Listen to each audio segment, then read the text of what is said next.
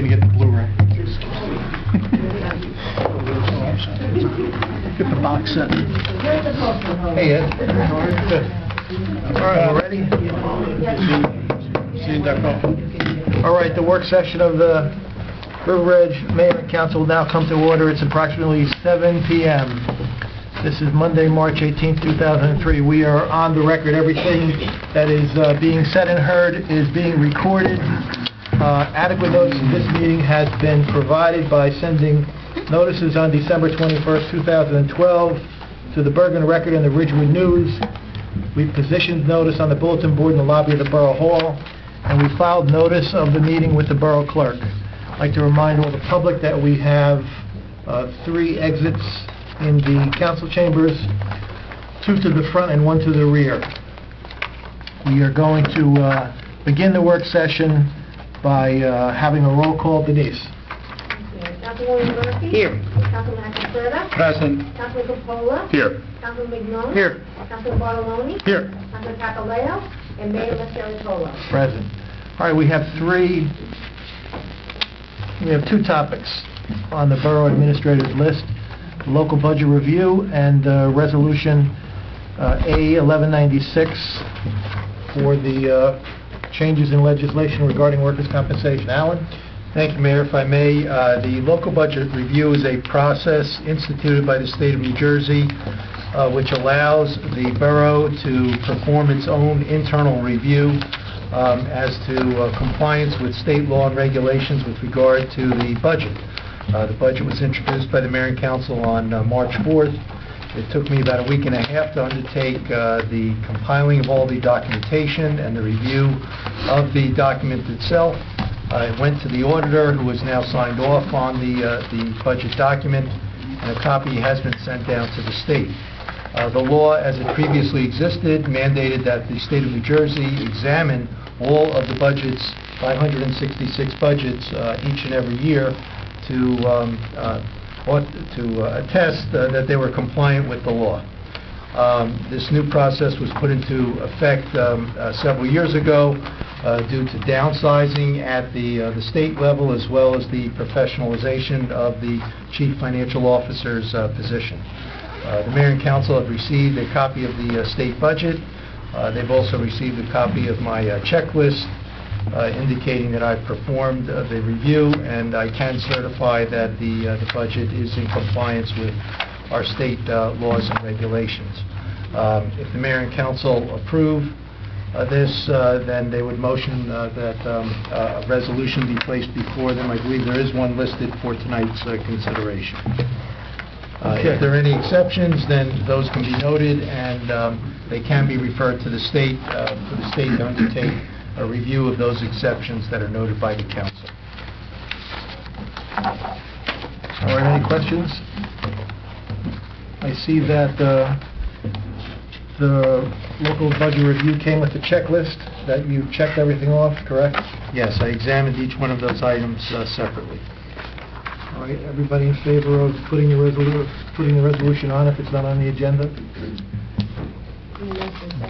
I make a Second. motion. Second. All in favor? Aye. Okay, thank you. And then we have the resolution opposing A1196 concerning workers' compensation for public safety employees. I know that this was a resolution that Councilman Papaleo, who is not in tonight, he's out sick, was obtaining information from one of the, I think, from Assemblyman Eustace, who was sponsoring or co-sponsor of the legislation. I know that he had asked the Assemblyman if he would be here.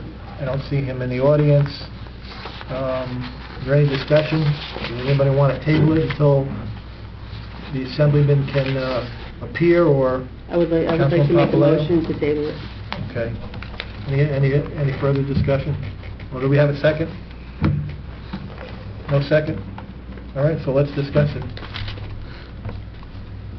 Is anybody moving the resolution? Hold on. You moved it. To table it. No. I don't know enough You moved about it it. to There was Yeah. a motion to table. Okay. And I second that motion because I don't know enough about it to All right, render so you an second the informed motion to table. decision. Okay, so any further discussion on just the motion to table it? Bring it back on the agenda if there's a request by someone on the council. Denise, can I have a roll call? Councilwoman Murphy? Yes. Councilman Alfreda? Yes. Councilman Paula? No. Councilman Mignon? Yes. Councilman Bartoloni? Yes. All right. Four additional items on the agenda for further discussion. One is there is a proposed, I think there was a proposed ordinance in your package drafted by or reviewed by our borough attorney for a smoke-free environment in the parks. I don't know if everyone has had an opportunity to review it, but we're here tonight just to discuss whether or not we should put this ordinance or a similar ordinance on for a first reading. Does anybody have any comments? No, I was just going to make a motion to... I had some questions. Couple things. One, I think some of the language, again, is very broad. We don't distinguish between private and public properties, particularly those that are adjacent to the fields. It says all areas adjacent to, so if you live along Memorial Park, it doesn't distinguish between private and public property. The same with borough rights-of-way. If someone's walking down the street on the sidewalk in front of the park, are they subject to violation of this ordinance? It doesn't. It says if you're adjacent to the park, you can be cited by the police and given a $50 up to a $500 fine. So I just think we need some clarification as to tightening the language a little bit as to how this applies. And the other question is the police department going to be enforcing this? And how are they going to enforce this? Is someone going to call up and say somebody was smoking in the park and then someone's going to send a cop over and try to issue a ticket? I don't know. I just don't know how this will work. Maybe the chief could give us some feedback on what he thinks on how this would be enforced. Before we ask the chief for his opinion, let's just go around and see if there's any other council comments. I think it's a good resolution. I mean, I do think there probably needs some clarification. I don't think we have the manpower to be, once we stop the people from jaywalking, to then, go catch them smoking cigarettes. So I think that it's going to be tough to enforce, but it is good to have on the books. But I mean, is this being brought up because there's been a problem or an issue raised by a group or groups of people to the Rec Commission, or is this something that it seems to be happening in a lot of towns concurrently right now that they're considering this? Yeah, no, it wasn't that it was brought to, any complaints. It was simply the Recreation Commission just trying to be proactive and make a more, Do we need an ordinance? environment. Do you need an ordinance to post signs or to have a policy not to have smoking in the parks?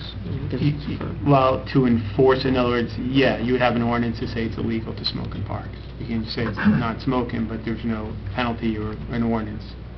But with the ordinance, we have to have enforcement then.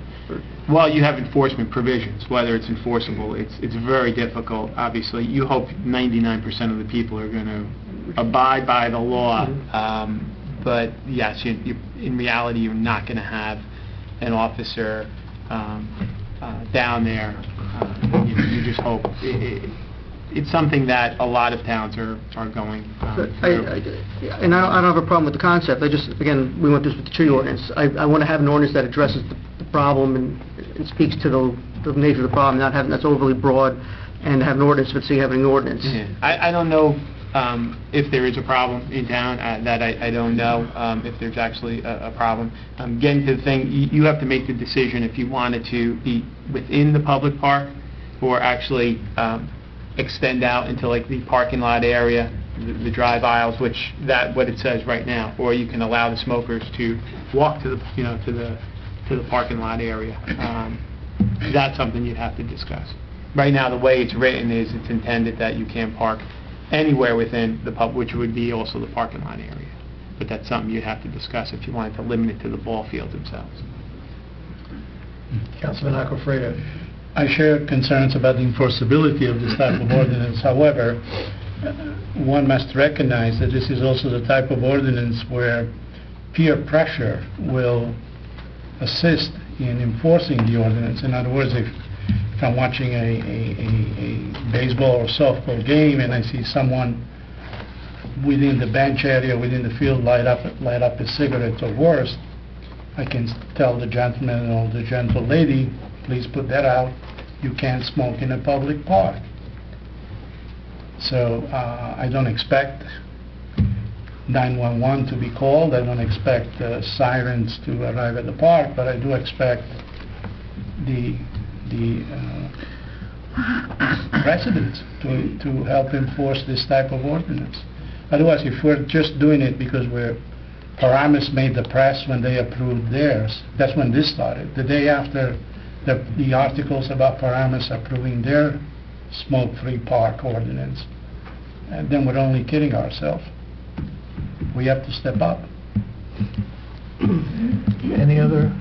And I do think it's a good example not to smoke in front of kids that are going to be in the park. So, it is a self-policing type of thing, like you said. So Yes, the but word then I gets said, out do we need there. an ordinance that fines up to $500? I mean, I said, you're going to have these provisions in the law which you're going to say are not enforceable, and no one's going to enforce them anyway. We shouldn't be writing ordinances with conditions that don't make sense. We've heard this with the tree ordinance. No one's going to require a $5,000 bond. No one's going to require this. The ordinance should be specific to the problem and addressed to solve the problem. So I'm not saying I'm against the concept. I'm saying we need to make sure the language will solve the problem as we see that needs to Maybe be our borough addressed. attorney could just... Wait a minute. I have one comment, then I want to call on the chief for his opinion. I don't go as far as Councilman Mignon goes, but I do think that there's some vague language about what adjacent property means. Usually, in these ordinances, there is like a foot distance, like would say, no smoking within 25 feet of any improvement, or so that someone sitting on the bleachers watching a game couldn't light up a cigarette, but they could get off the bleachers, go 25 feet away, and not be in violation of the ordinance. Someone couldn't smoke cigarettes, in the tennis court area or outside the tennis court within 25 feet of the court, but they could go into the parking lot and smoke. Something like that would be more reasonable and better able to enforce than just saying you can't smoke in any public place, because that's a large area and it would be impossible to enforce. So I think we can make a language change and improve the clarity if we put some type of distance, maybe from any improvement or improved area or something like that. And again, it is self-policing. This is a quality of life thing. We're not going to have the tobacco patrol go around every public area and see if someone's lighting up a cigarette. Chief, did you have a comment? Yes, to Councilman Aquafreda's point, we often have officers at ball games anyway as part of community policing initiatives. They're there when kids are playing to mingle with the players, the coaches, spectators. And in that type of scenario, or even if an officer wasn't there and was summoned because there was someone smoking in the stand, that would actually be a relatively easy thing to enforce, and I don't see a problem with that. Parents generally will enforce that. Every once in a while, this does come up, and presently there isn't a statute to enforce it, and usually the police come in here and just asking somebody to extinguish it because of the kids being on the ball field, and that usually does the trick, but it wouldn't be a harmful thing, I think. In fact, it might be beneficial for us to have the benefit of an ordinance where that could be enforced under those circumstances.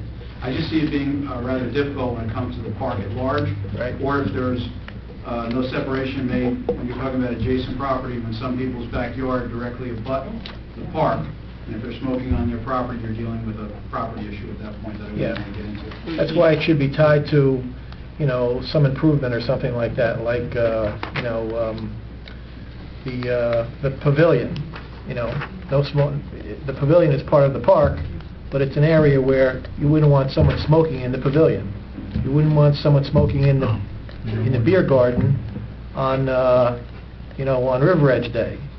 But you can send them out of the beer, or send them away from the pavilion where they're not going to be around a group of people and would probably be okay. So those are just my thoughts. Maybe we modify some language. Yeah, you gotta give me some more direction now. So you would allow smoking in the parking area, but not obviously within the confines of the ball fields.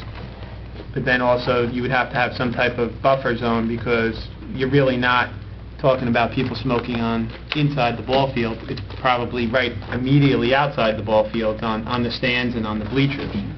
So you have to kind of give me some type of guidance. Right now, it's a all-inclusive ordinance. It's probably one of the stronger ordinances than what I've seen, or I drafted. It's one of the stronger that includes all of the parks. And that's how I do it, and then you can narrow it from there. And also take a look at the fines. I mean, that's, the provision right now for your parks and public lands is like $1,000 fine, which I thought was a little extreme. So I put in fines with the discretion of the court, what the fines are, but you have to give me some guidance if those fines are okay, or you want to reduce them or go up. But I would need some guidance as to, if you want to do a radius around the park, you're talking about a pavilion in one specific park that you want to allow it. Obviously, you can really complicate this and talk about specific areas in each park. You can do that too. So I'm not that familiar with your parks as to how 25 feet in one park may not be consistent, or it may not be enough in another park. So just as long as you give me some guidance as to how you want to change it or eliminate it, and just put within the confines of the, well, if you put it in the confines of the park, like you said, your parks are It's too broad. too broad. It's too broad. It has to be tied to some type of improvement, some type of, an actual, has to be a certain distance away from an actual, ball field, or the tennis court, or the pavilion, or some improved structure. Just if you just walking around the Memorial Park on the path. I'm the last one to talk about it, smoker's rights, but in an improved area, like in there, you shouldn't be able to light up a cigarette near the jungle gym. It's an improved area.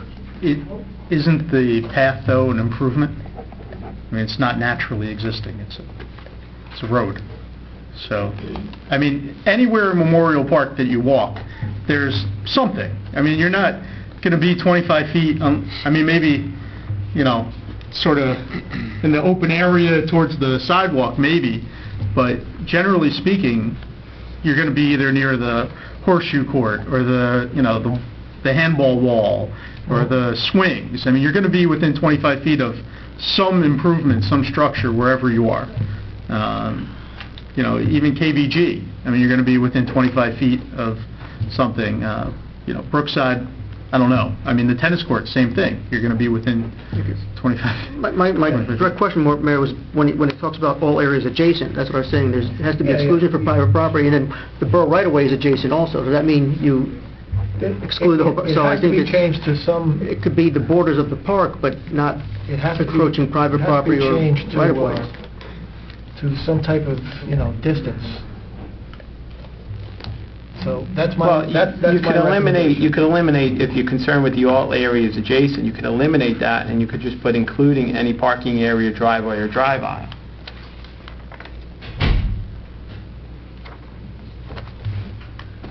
Well, you heard the comments, Mr. Sarlo. You can, what I think you should do is make some changes to limit the scope of the no smoking areas in accordance with some of the comments you heard. And then we'd like to, shouldn't we invite either the Rec Commission or Bobby from Recreation to be here when we next discuss it, so that they could offer their input, since this was their, this is what they wanted, right?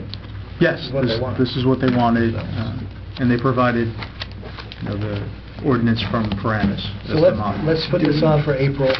Do you want to eliminate the parking area, the driveway? Yeah. You want to eliminate that altogether, and you just want to pretty much do the confines of the ball fields and the tennis courts? I mean, the parking areas, really, you're only talking about The swim club parking? the swim club parking lot. Yeah, I mean, there's no parking in Memorial. I mean, people park on the cul-de-sacs. on Webb. I On the mean, Third Avenue, there's yeah, that's true. Forgot about that little. So we can eliminate we could stop it at, for recreational activities, we can eliminate the including all areas, drive aisles, and then pretty much leave it at that. To take out the, from including all areas up to the drive aisle. So from where individuals gather for recreational activities which have been designated with, you can eliminate that, that may solve the vagueness of it.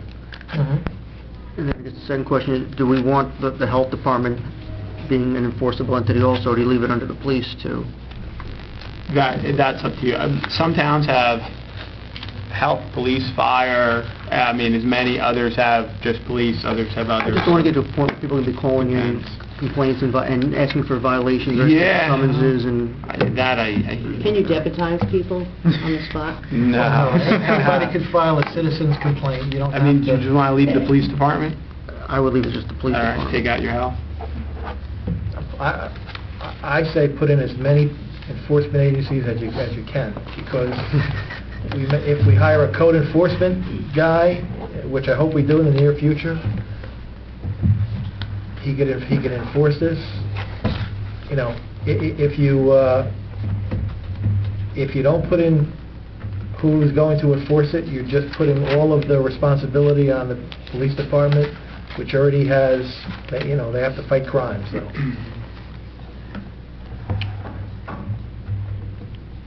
Put it in and then we can take it out later. Okay. And what about the violation and penalties? What do we Increase have? it, decrease it? We start at 50? 50 to 100 for the first violation. Paid to play. 100 to 200, 200 to 500. I give the latitude to the court. The court always has the discretion. The judge always has the discretion. So you can go higher. Some actually have 250 to 500, some have 500. I think it's a little severe to have it smoking, but you can put anything you want in there. Do we have fines for not picking up after a dog or something like that, or a property maintenance issue where you can look at these so it's consistent? In the parks and public lands now, the catch-all phrase for a violation, and this would go into that, the penalty, if you take out the penalty phase in the smoking ordinance, it would go under what the violation is in Chapter 308, and that would be a conviction shall not exceed $1,000, imprisonment of up to 90 days, community service not exceeding 90 days for accommodation drive. I just thought that was a little severe. I think it's a little severe to have drinking in the park and some other things. So pick up after your dog. You should see the letter. That's our general penalty ordinance. That's the general penalty ordinance. So I can take the penalty out altogether, and then that would control. I can take that out too, and that would control. At 1,000, I think we should start DNA testing what's left behind. So. Actually, that has to be amended, because the general penalty ordinance, the cap on municipal penalties under Title 40 is $2,000. So our judge is, we're only authorizing our judge to penalize people up to 50% of what the state statute allows us to. So I think that should be amended also To what? to what the state statute allows, which is $2,000. Yeah, it's not. Okay. So you want 12, just for the smoking ordinance? or No, you no, wanna no, advise- just the general penalty ordinance. So now you want to change the ordinance itself for parks and public? No. In our code, we have what's called a general penalty ordinance. And it allows penalties that are incompliant with Title 40. And I think they copied it when they put it in the park section. You'll find another ordinance like that. We have to just amend it to bring it in compliance with the state statute. So we're going to take out the violation penalties altogether, and then it'll go to the general provision, which will be up to the 2,000. I would leave that in, because I don't think, I don't know. It's up to the council. I'm doing all the talking, and I shouldn't. I would just leave the penalty provisions as is. I mean, $2,000 is a bit excessive. Should be So- community service for treatment. For treatment. I would just leave it. I think if someone ever did get a summons for $50, I think they would kind of learn their lesson. That's like one pack of cigarettes now. So I I mean, you can bump whatever you want. I mean, I think- it's a starting point for you. I think that's Oh, that was mine, sufficient. I think most people are going to self-police, you know, and that'll be that. All right, and we'll eliminate that. Also, if you contact this group called Global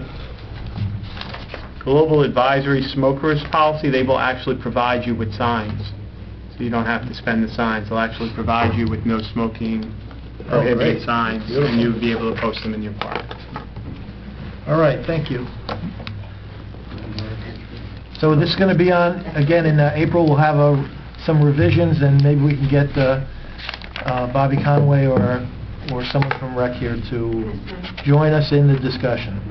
Next, we have the Historic Commission designation of homes. I know we have members of the Historic Commission here. Why don't we bring them up?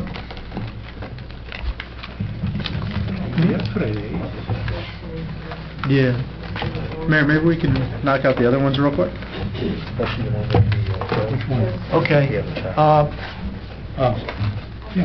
There's a request to do another item on the agenda real quick, so if you could just take a seat. Okay. The girls in the back. Which one? Oh, okay. Oh, of course, we have students here. All right, number 3, the honorary sign for Joe Magiri. If we could get our student representatives, their parents, or someone on that issue to come forward. This is Julia Panchi, who wrote the letter, Yep. and her father, Jose. Hi, just take a seat here.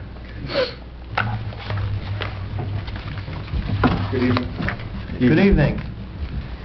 Just give us your name. Julia Panchi. Hi, I remember meeting you in class. How are you? Good, how are Good. you? Okay, so we're going to have a discussion about your letter requesting that the mayor and council adopt a resolution to put up a memorial sign for, it's not a memorial sign. An honorary. Put up an honorary sign for Joe Magiri. So what would you like to tell us? Joe has been very nice to us at school. He crosses us every day, and I thought it would just be nice to honor him for crossing us every day. Okay, great. And I know that when I came to your class with Councilwoman Murphy, that we asked the students for suggestions for some names that we could put on the sign, and we received several. Councilwoman Murphy, do you know what they were? I thought you wrote them down. You were taking notes. I was, and I don't have them with me. Okay. I remember Joe's Crossing, Joe's Way. Joe's Way, Joe Magiri Ave. Joe Magiri Avenue. Those were some of them. I know our police chief, who's here, indicated that there might be some confusion if we called it Avenue, because it's already Bogart Road. So we would be left, if we took the police chief's suggestions, that would leave it to calling it Joe Magiri Crossing or Joe Magiri Way. I think those both are very good ideas. I'll open it up to the council to ask questions of Ms. Panchi and for their input on what the sign should say. Do you have a favorite that you like? I like Joe's Crossing. Joe's Crossing. Okay. Councilwoman He Murphy. was termed Mighty Joe. Yes. Now, do you know where that came from? Is that something that he is known as? No. No. Because that was a Mighty good Joe name Young? to have. Was that in the patch? That was Something, yeah. That was in the patch? Mighty Joe. We don't have Jerry. Eamon here to explain. Was that just editorial? I think artistic license. Artistic license that he put on that? Okay. Any others? So I like Joe Magiri Crossing, or Joe's Crossing.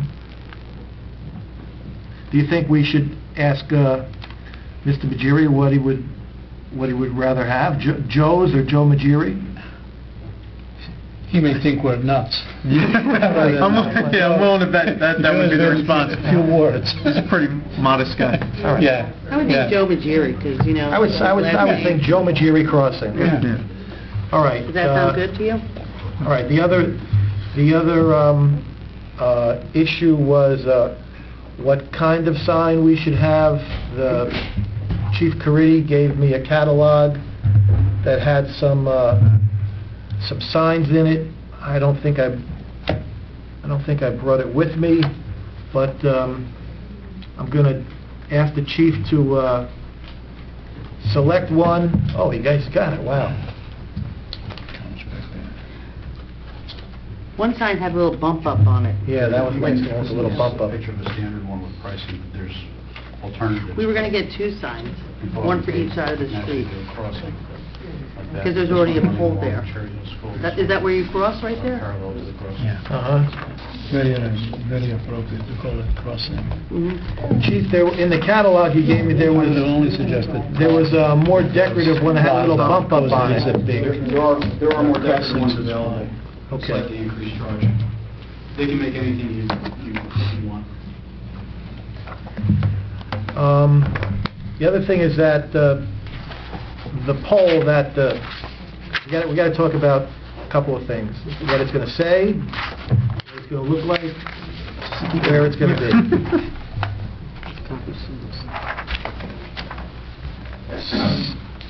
So what I was thinking, my idea was, if everyone up here in the council is aware of what the borough streetscape looks like, we have these decorative lamps, and then next to them or between them, sometimes we have just a smaller decorative pole that we put the parking signs on, no parking.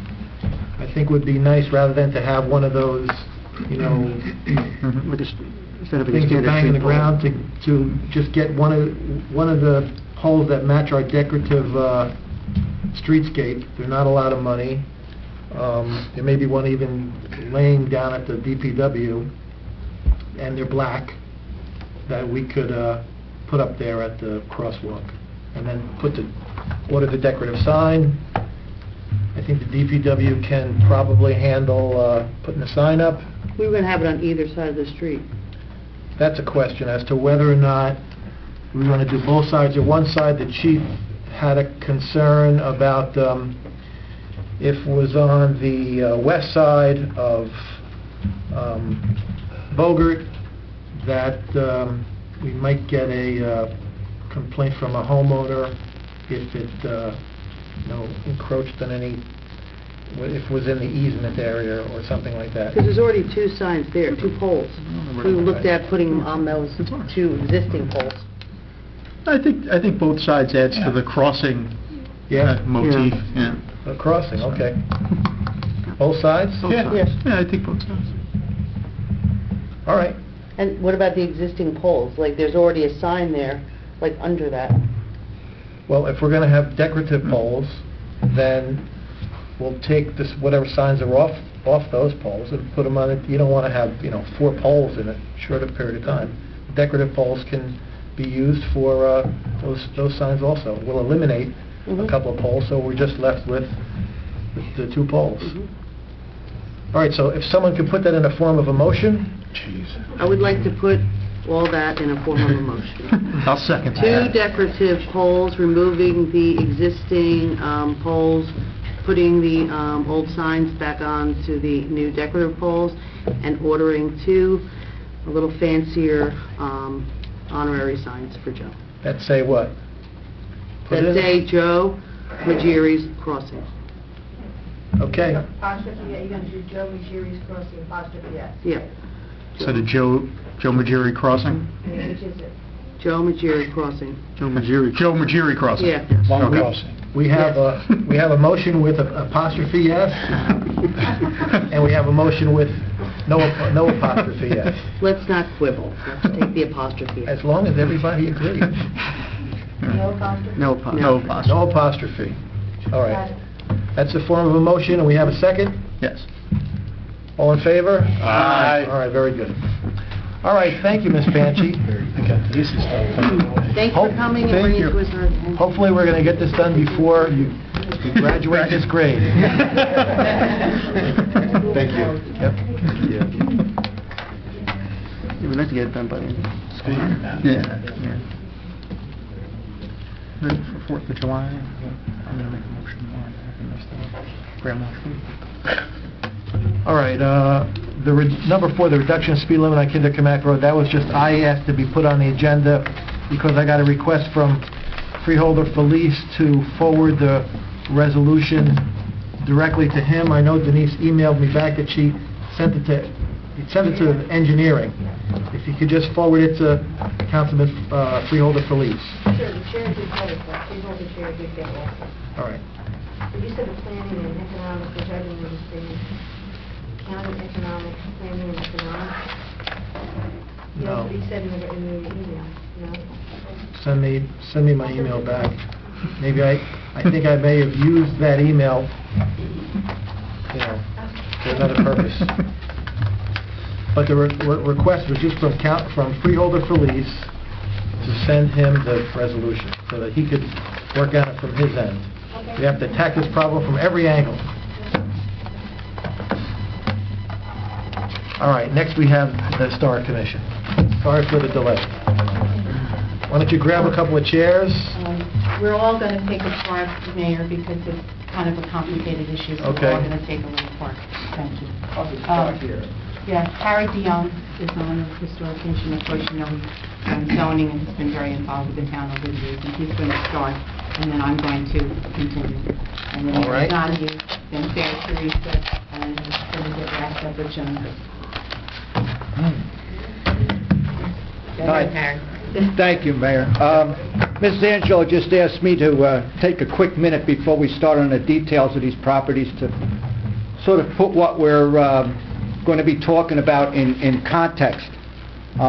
Nationally, as a society, we've come to appreciate our history, our heritage, and preserve those sites, those buildings, those places that are significant in our history and have played a role not only in the lives of the people who came before us, but also shaped the environment that we live in now, the circumstances we live in now. At each level, our nation has been committed to preserving those artifacts and places, and has been rather diligent in setting places great and small aside. Nationally, you've got Gettysburg battlegrounds and Willard Fillmore's birthplace. The state has set places like Dumpthwacket and Barnegat Light, and even locally, we have the Newbridge landing site and even the kiosks at the foot of Manning and Voorhees Avenues. In short, the past matters. It matters, it should matter to everybody, and it does matter to us whether we're aware of it or not. And it's in that spirit, in that tradition, that we offer these two properties tonight for your consideration and ask for their historic designations. Thank you. Okay. All right, Mary, you come up with me. All right, I'm Phyllis Angelo, I'm Chair of the Historic Commission, Mary Donahue, Vice Chair.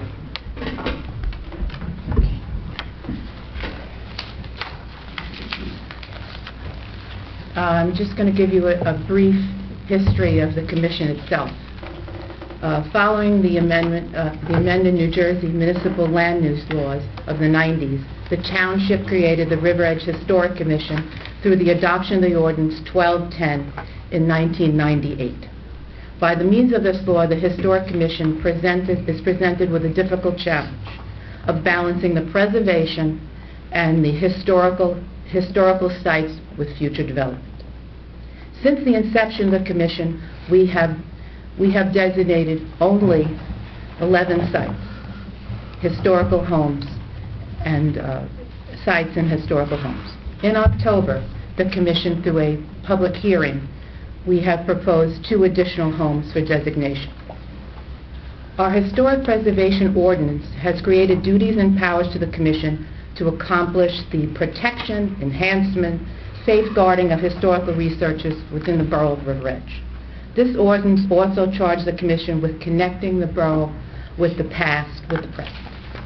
The presence of our heritage, the community is linked with the shared heritage and culture that is uniquely River Edge. As a vivid recent example of our work, of the Commission's work, we call to your attention the grand reopening of the Northern New Jersey train station in River Edge. At the station, both the residents and the students learn how the history of the borough is influenced by rail travel. Our other Commission duties are to continue updating the borough's historic site survey started by the county in 1993, and our coveted Certified Local Government Designation, CLG, and our duties that require yearly reports to Trenton on all state and national registry properties. This Certified Local Government Designation was obtained with diligent work and cooperation by both the borough and the Commission, and as some of the members actually are not on the council at that particular time, we were actually asked by the council at the time to become the CLG. The 2 historic homes we want to discuss tonight are very worthy of preservation.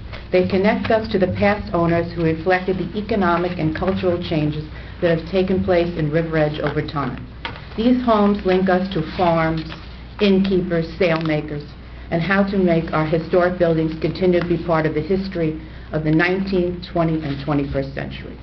We are here tonight to explain the reasons why we feel so strongly that these 2 irreplaceable homes should be designated. We also want to explain the misconceptions about what landmark designation is. Our law requires change rather than prevents all change. The aim is to have our historic buildings continue to be a vital part of our future. Our concern for preserving significant historical features that are visible from the street. Only exterior that's visible from the street. So many people think historic designation has to do with the inside of the house, the side of the house, addition. It does not. It's a very, very limited view of what we have to do. The Commission's following standard of review works with the property owner so the modifications do not destroy the significant historical exterior elements of the designated landmark property. And basically, we would work with any homeowner short of demolition of the property, and that's really what our main concern is. Another misconception in landmark designation of a home is the negative impact on property values. Research does not support this. A report prepared by the Center for Urban Policy Research by Rutgers by David Liskin and Michael Lear documents that the worst-case scenario for residential property, typically the values remain neutral, and more often the increase due to local preservation is usually an increase in property value. The borough, as stated in the legal opinion by Sam Serest, the former borough attorney, in his letter of February 13 to me and copies to the council, stated very clearly that our ordinance does give us the power to designate through the council private property.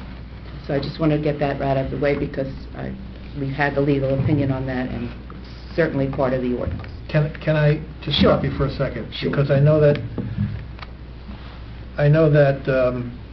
this is a important matter for the Historic Commission. I was honored in my first year on council to be the liaison to the Historic Commission. I sat for the meeting on the planning board when the Historic Commission sent the matter to the planning board under the ordinance for their consideration and a recommendation. This council has to ensure that the ordinance was followed to the letter, to the T. What I have here is the package in my correspondence with the letter from Sam Seresti, and then I have the designation hearing of October 24, 2012. Correct. And then I have the report that describes the 2 properties. Correct. So that we have. What we don't have, And what we'd like to see is, under the ordinance, as I understand it, you're supposed to give notice to the property owners. You're supposed to give them notice in a certain way. You're supposed to advise them of, not only do you want to designate their private properties historic, but what are the consequences of that? Yes, that was all given to them by letter, Mayor. I know, but we don't have that. Oh, you don't We have don't a have copy any of of it? that backup Okay. documentation. That's no The problem. planning board, when they reviewed it, didn't have any of that backup documentation. So the planning board said, we can't decide whether or not to recommend these properties because we don't have the information. We don't know if the property owners were ever notified. We don't know if they came to a hearing. We don't have the minutes of your October 24th meeting. If there was a motion, if there was a second, if there was a vote, what the vote was. There's a lot of missing information. Okay, If but we had followed the, if- Sam Surratt to the T I know, of what but he asked. if we had the full package, then we could be ready to act on it. So, That's easily obtained for you, good, Mayor. good, all right. Mayor, if I can add, there was another important element that's not missing. There is no historic element to the master plan. Yes, there is, sir. No, there isn't. The only thing that we have, because we've researched this, the ordinance itself refers to itself as the amendment. The planning board does not have a document that's called the historic element to the master plan, I have- outlining what the goals of the commission are, why these properties are being considered now. They weren't considered with the first 11. These are questions that came up on the planning board. What properties in the future may be considered, because the planning board was looking as to whether there should be historic districts. If they don't know where these properties are located, they can't put that in the context of the master plan. So the planning board cannot do a fair assessment as to whether or not this was consistent with the master plan. It was written by Bill Lindsley, presented to the planning board on June 20th, 2002. But the planning board And the office does not planning have board- that. And it was implemented because I was at the meeting, as was Bill Lindsley, and as was Dick Murray. But So what I'm saying is that I the planning board can't office does not... speak for where your documents are, sir, but Well, that's what happened. I'm saying the planning board office themselves, when we asked for them, did not have them. So the Okay. planning board was not able to even to consider that. But we can get that for you. That's all I can say. So you can get us the letter that you sent to the property owners? I can show you the historic photos of the Bathurst Fair, which I have, All right, which I made a copy for from the borough. all right. And then you can give us the minutes of your meeting, of course, right? Well, that, Anthony, we had a problem with the taping, and Anthony taped it on his phone. He said he'd be able to... We have give digital that to- copies, yep. Yeah, sorry, but All right, but you're that's gonna- what happened. We but had a but problem someone's with going to write the machine. minutes up, and it's going to show that there was a A unanimous vote. yeah. unanimous vote. Good, because then, you're just dotting all the i's and crossing all the t's. We're trying to- In the event that a property owner says, hey, I never got notice, or, hey, Right. there was a dissenting opinion, or, hey, the vote wasn't unanimous, then we have a record. Right. I now, we believe don't- also in the letter, though, that Sam Surratt sent to me and copies made to you, said that, how, it was made public through the, letters to the newspaper and 10 days before and all that, and giving the people, because we have done this before. Okay. So, but I can get you copies of all of that. That is no problem whatsoever. Perfect. And now, if we could just tell about the housing. Sure, itself, absolutely. If that would be okay. Yep. Okay, so, I forgot where I was, okay. But I'll introduce Mary Donahue to talk about the DeBorn Demarest House, also known locally as the River Edge Hotel, and Mary Donahue, as they say, is the vice chair. Take it away, Mary. Thank you. Good evening. My name is Mary Donahue. I'm a resident of River Edge and vice chair of the River Edge Historic Commission.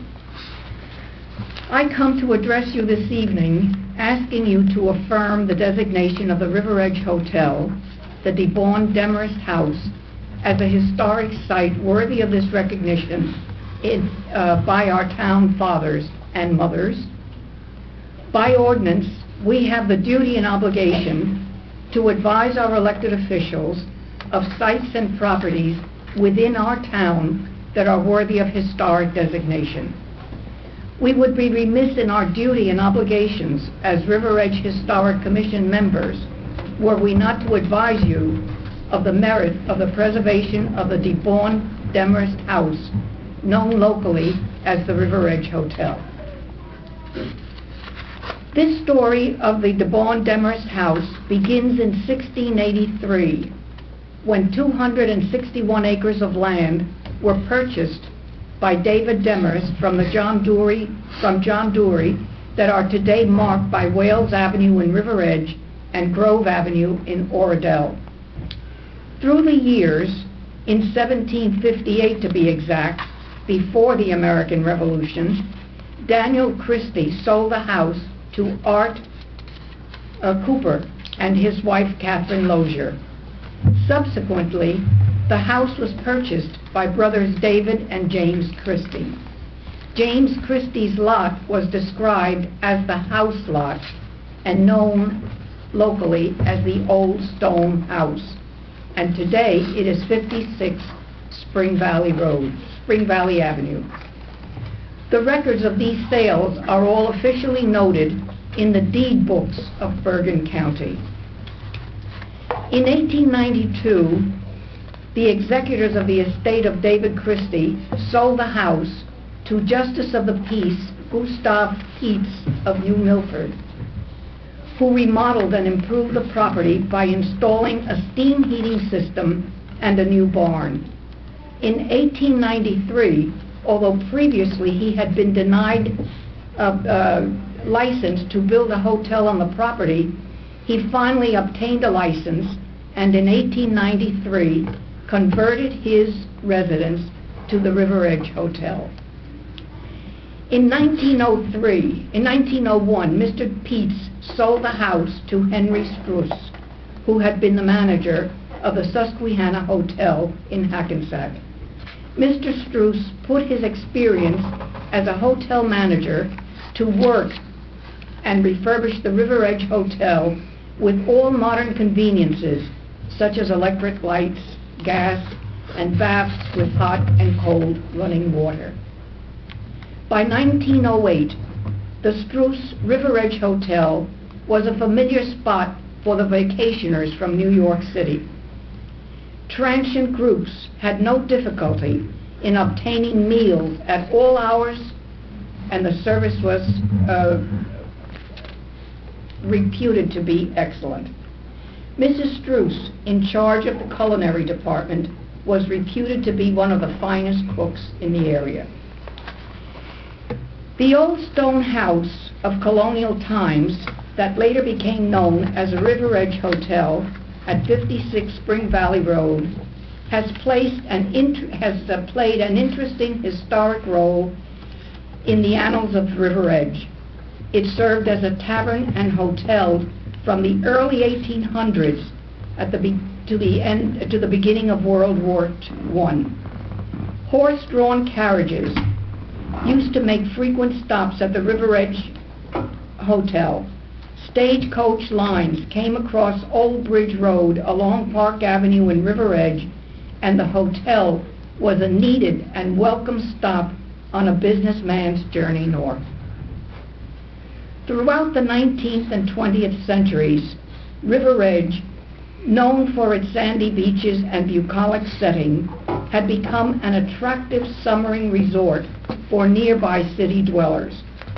The River Edge Hotel became a popular summer venue, and its presence added to the economic stability of River Edge. However, the impact of World War I upon a German-American business establishment had a negative effect on its operation. In 1966, the house was purchased by Donald and Betty Stetzer. The present owners are Mr. and Mrs. Robert Gruska. The house is significant to River Edge not only for its architecture, but for its association with the early settlement of the borough. The names of streets and places in River Edge acknowledge the presence of long-ago people associated with the property in question: Lozier Terrace, Demorest Avenue, Christie House, Christie Avenue, etc. The National Historic Registry in 1983 recognized the significance of its architectural details that go back to colonial construction.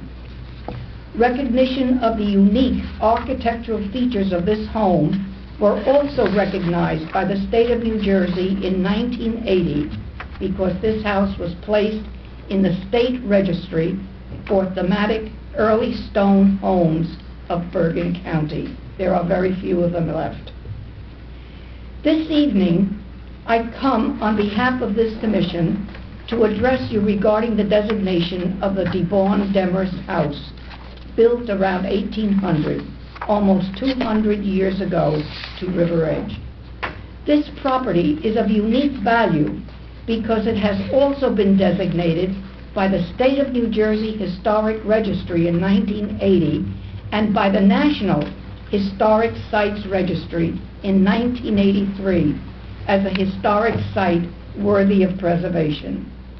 Thus, the state, the nation, have designated this site, and now we, you as the council, and we as members of the River Edge Historic Commission are here to reaffirm the opinion of these state and national historic experts that this property is indeed of historic value and worthy of preservation. Any other course of action would be irreversible, regrettable, and a sad loss to the history of River Edge. Thank you. Thank you. Next, do we have, the next, Sarah Teresa is going to talk about the other house. Okay. Mayor, I just would like to interject, though, that we do have a public meeting at 8 o'clock.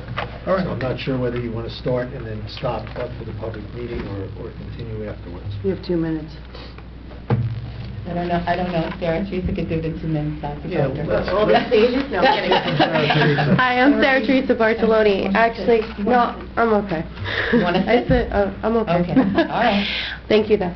I am speaking about the other property, which we have come here tonight to talk to you about. And while it's a lot shorter than what I have to say, it is also significant, the Blair House, which is on Kindercamack Road.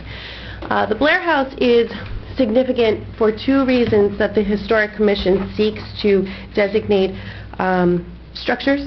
And one of them is the association of historic personages important to local history, and the other is the distinct characteristics of the structure. So the structure that we're talking about, the actual property, the house, is built in the 1800s, and it indicates the style of the colonial revival.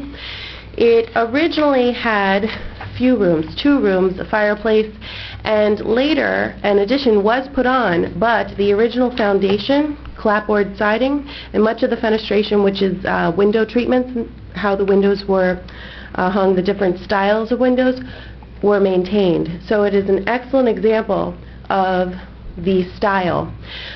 More significantly, though, I would say, and of course, and just to talk a little bit about the windows specifically, it has what are called belly windows, smaller windows that are located on the 2nd story, basically, but they seem very, very tiny. So you can recognize them. There's a couple houses that do have them. It does have the gabled roof and lots of the different features that are of the colonial revival. But more significantly, I want to talk about the person who actually lived there, the William Blair, who was actually a son of the United States Artillery Army officer in the artillery in the Army. He also was involved in, most importantly, and Miss Angela did speak about how the railroad station played a significant role in our borough. He was significantly involved in bringing the railroad to this town. Significantly involved. And it did say it in the report that we sent to you. It was on page 4. But that he he basically was giving the money to bring this to our borough. So that it was very significant because it was how we established our borough. So I'm going to stop there, but that is the second property that we're talking to you about tonight, which is the Blair House. Thank you. Yes, we do just want to add that the owner, present owner, is a former member of this commission. Yeah, that is true. And he's not opposed. He has not opposed. Yeah, the present owner of the property is a past member of our commission, so, and is currently in support of designation. So. I just had a couple of questions. We have one more person come up. Let's hear the rest Well, of the we have to go to presentation. 8 o'clock. Okay. No, we're not on that, we can Okay. hear for the rest of the You want to talk a bit? presentation. This is Joan Kristen, Just a a- very new member of the commission. Just a few closing remarks. You may remember articles this past summer about a historically significant home in Paramus. That was the Zabriskie tenant house. And that house was torn down in July. At the time, Paramus's Historic Commission had been dormant and was inactive and was unable to mobilize in enough time to try to work to save the house. You do have a Historic Commission who is very active and very much in support of designating the two homes we speak of tonight so that we do not have a similar situation as Paramus did this summer. Thank you. Okay. Can I say something? I own the Vaughn Demarest house. Okay. This house is... We're not taking any official action tonight, but we'll hear you. We're in public. Ed. It's my home. It's Right. my private property. I don't think I should have to go and ask their permission if I want to paint it a different color. If my home is put on this list, my property rights would be diminished without compensation. I don't think that's legal. I know it's not right, and I don't think it's legal. Okay. Thank you. So, in regards to Mr. Gruska, is your name? Gruska? Your house is designated by the nation and New Jersey as a historic Right, home. and they don't put any restrictions on what I can do to it. So that, those two don't trump our own historic commission? They have more restraints on what the They have no state of New restraints on what I Jersey? can do. The River Edge would put restraints on what I can do. So that's very strange. Would you like me to Yeah. explain that, Councilman?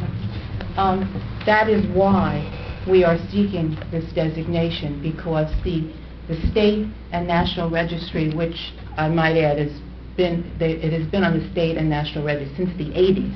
So it's a long time that people, should be aware of that, when they buy a house like that.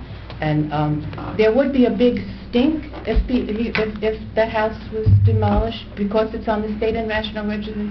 But only the local designation, and that is why in the 90s they created historic commissions all over the state of New Jersey, was because the local designation is the only designation that protects demolition, wrecking the house. The state and national registry, sorry to say, does not. So that is why we are seeking that. They have no provisions at all from how you remodel it or what you can do to the exterior? If it's on a county road, it's subject to what the county would do with it, as any other zoning laws have to do with the county. If it is when you're talking about, no. Yes. I just have one more question. What is, them being included on the national and New Jersey registry, what protections does that afford? It doesn't. Can I It just shows Wait a minute. them how historic they are. Let's just, Sorry. I got to control the meeting a little Sorry. bit. I have a question for Mr. Gruska. Mr. Gruska, how were you how did you become aware that this was on for discussion tonight? Well, a neighbor told me. A neighbor told you? Yeah. I will point out, a couple of months ago, I got a letter from Mr. Suarez. You got the letter. Telling me about this commission, the list, and he told me if I wanted to protest it, I should write an official letter of protest. I would like to point out, I wrote the letter 2 weeks ahead of time. The meeting was postponed a month. At this commission meeting, it turned out none of them even bothered to read my letter of protest. Mr. Surest read it into the minutes, but none of these people even bothered to read I mean, it. They've we're- already made up their mind. My question is, you received a letter from Mr. Suresti. Were you aware of the date of the hearing before the Historic Commission? Yes, Did you appear? yes. Okay. And your letter was in evidence then? He read it into the minutes. Okay, all right, very good. All right, we have to, I have one more question. we have to go into this. Go ahead, ask the question. On this Blair House, why was that never put onto the registries? Prior to this? The state registry and the New Jersey registry? Well, you see, that's the thing. It's actually a higher bar for what the state and the national require, as you might imagine. It's just really more significant, the Blair House, to River Edge than it is to the nation or the state.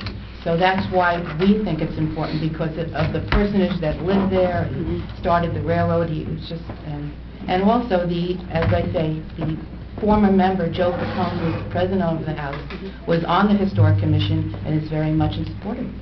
Thank you. Okay, all right, this is what we're going to do. Ed. Mr. Gruska, what year did you purchase the property? 2001. All right, this is what we're going to do. We're not going to take any official action on the application this evening. You're going to supplement the record before us by giving us copies of the letters that you sent out to the homeowners, the minutes of your hearing, what the vote was, any additional information you think is relevant.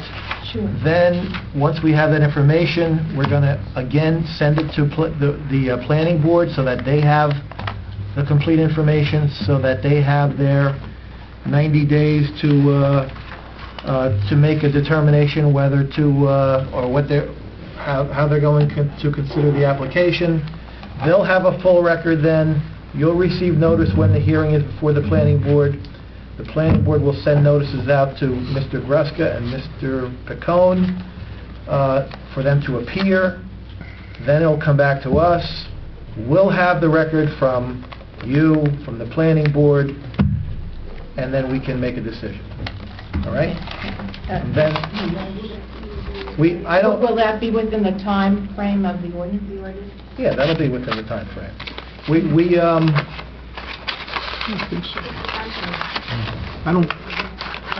I think the planning board essentially punted to us because they were supposed to act within a specific time period and Right. they didn't. So I think They didn't have the it 90 falls days. to this council at this point. I don't think it can go back to the planning board. I mean, that's... Read Mr. Neese's letter. I think he concluded that we did not have sufficient information to make a judgment and requested that if that information was available, that it be returned to the planning board. Yeah. So that's up to the discretion of the council, Yep. and that's what we want to do. But did Mr. Neese request that information at the time? Or did he just say, if you ever get it to us, you know? No, he said, we can't make a determination because we don't have adequate information. If you provide us the adequate information, we can review it. So, I think we should get the information, send everything to the planning board, let them have a public hearing, and then we'll have the opinion of the planning board, and we know the historical significance from the presentation before us this evening, and then we can make an informed judgment. Mr. Mayor, this will not, this delay will not preclude us from, it will not preclude us from the designation, the official designation. In other words, we will have an opportunity of getting a vote. Absolutely, absolutely. It's just that at the same issues that Ed Mignone and I raised at the planning board still exist this evening. We don't have a full record. We don't have your minutes. We don't know what the vote was. We don't have the letters that you sent to the homeowners. We need to see that. Okay, all right, but as I say, we were just doing what was required, which was sending the designation reports to the mayor and council. We will do it. Okay. It's not a problem. All right, And thank you. Thank you. Okay. All right, can I have a motion let's have a motion to open to the public? So moved. Second? Second. All in favor? Aye. Can I have a motion to close to the public? So moved. Second. All in favor? Aye. Can I have a motion to adjourn? So moved. Second. All in favor? Aye. All right, let's go into the public I think meeting. Arthur's wrong. I don't think you can go Then you send it back again. Well, you take it as a negative declaration to the planning board. But they didn't take it. All right, this is the public session of the meeting of the mayor and council for Monday, March 18th, 2013. It is around 10 after 8. The meeting is called to order. Can we all stand for a moment of silent prayer or reflection?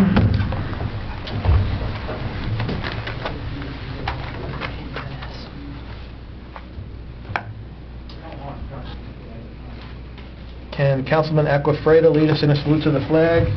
I pledge allegiance to the flag of the United States of America and to the republic for which it stands, one nation, under God, indivisible, with liberty and justice for all.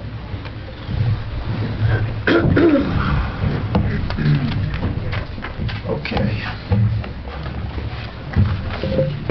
The New Jersey Open Public Meeting Law is enacted to ensure the right of the public to have advance notice of and attend any meetings of public bodies at which any business affecting their interest is discussed or acted upon. In accordance with this law, the mayor and council of the borough of River Edge have caused notice of this meeting to be published by having a date, time, and place posted in the borough hall, and notices were sent to the Bergen Record and the Ridgewood News. The mission of this governing body is to provide essential services through the establishment and implementation of public policy, safeguarding the infrastructure, providing honest, courteous, and professional services to establish a sense of trust and accomplishment with our residents. We do this through research and prudent planning, which seek to minimize the risk while improving our infrastructure. We are sensitive always to the needs of the taxpayers while realizing that this governing body cannot be all things to all people within the revenue constraints imposed by state mandates, present economic conditions, and prevailing attitudes regarding taxation. There are 3 exits in the council chambers, 1 to the rear and 2 to the front. Again, we are on the record. Everything that's being said and seen is being recorded for benefit of the public that cannot be here. Can I have a roll call, please, Madam Clerk? Councilman Murphy? Here. Councilman Acquafredo? Present. Councilman Papola? Here. Councilman Jones? Here. Councilman Bartoloni? Here. Councilman Papaleo? And Mayor Mascaratola? Present. All right. Can I have a motion to approve the minutes of the mayor and council for the work session and regular meeting of March 4th, 2013? So moved.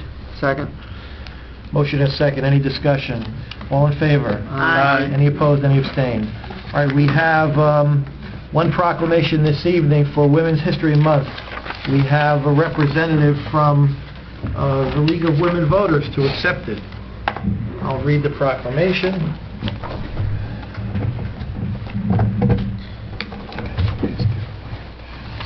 Come on up, Ellen. We have Ellen Bastide from the League of Women Voters.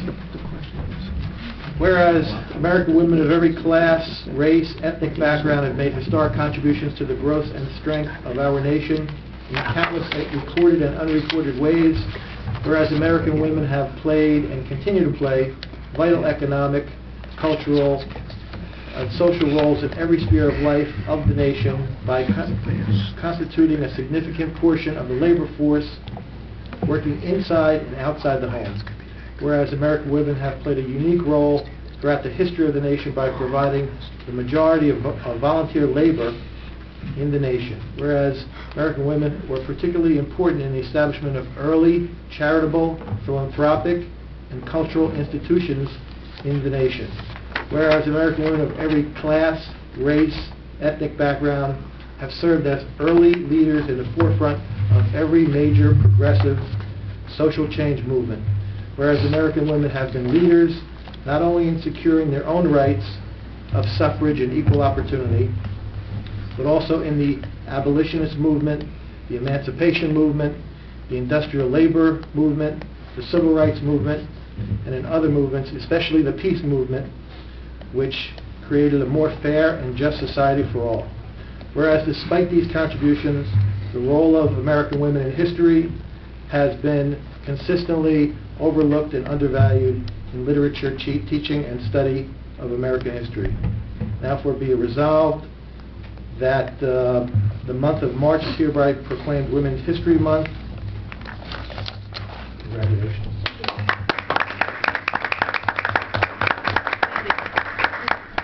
Ellen.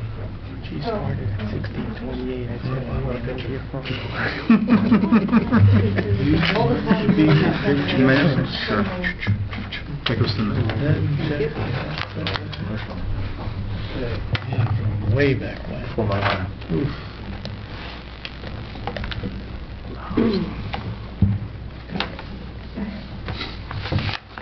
All right, we have an oath of office for the appointment of Jonathan Caridi, 193 Wayne Avenue, to the Junior Fire Auxiliary Squad. Can I have a motion on that, please? So moved. Second. All in favor? Aye. Aye. We have young Mr. Caridi here. Come on up.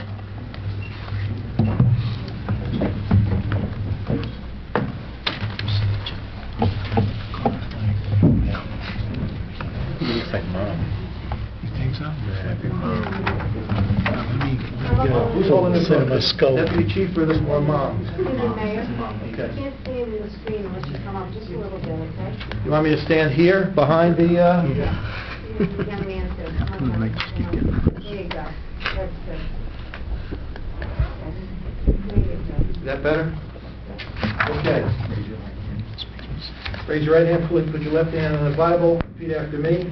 I, Jonathan Caridi, I, Jonathan Caridi, do hereby swear do hereby swear that I will support that I will support the Constitution of the United States, the Constitution of the United States, the Constitution of the State of New Jersey, the Constitution of the State of New Jersey, that I will bear that I will bear true faith true faith and allegiance and allegiance to the same to the same and to the government and to the government established in the United States established in the United States and in this state and in this state under the authority of the people. under the authority of the people.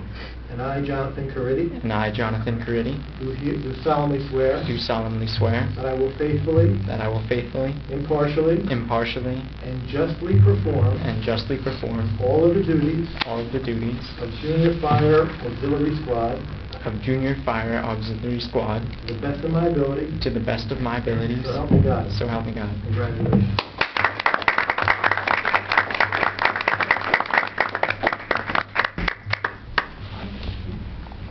Can we have a photograph? Sandy?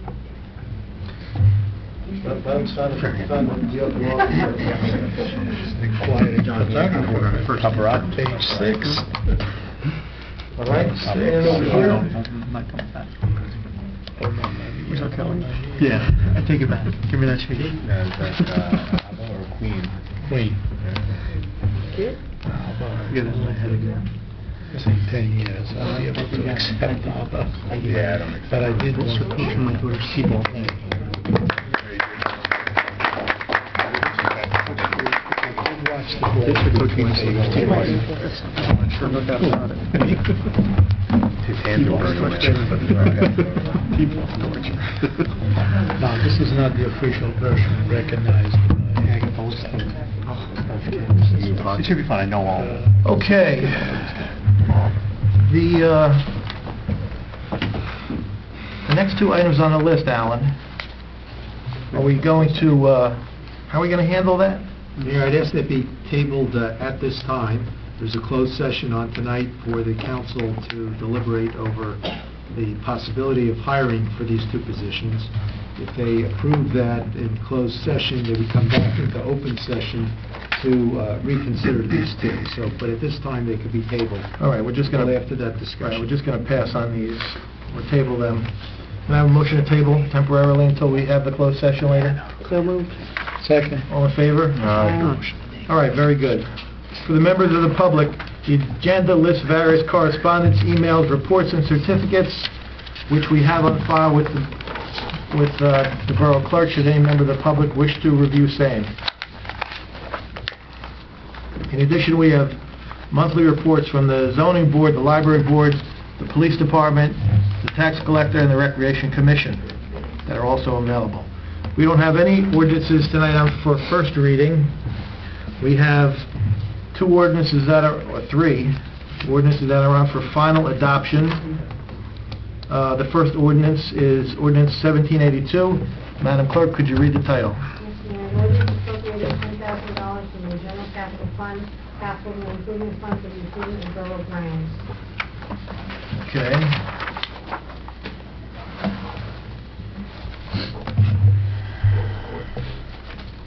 May I have a motion to open the hearing of the public on ordinance number 1782? So moved. Second. All in favor? Aye. Okay.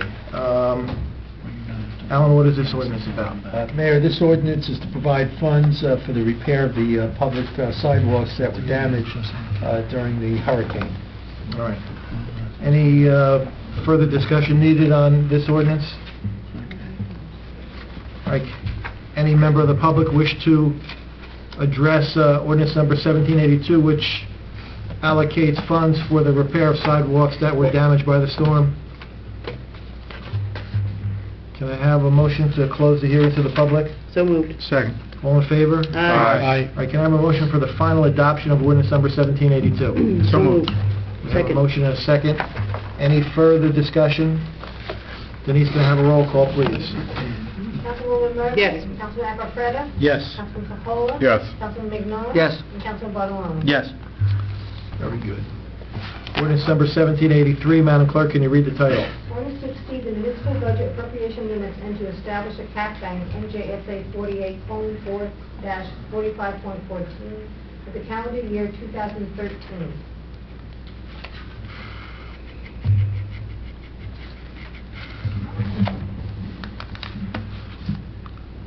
Okay, can I have a motion to open this to the public? So moved. Second.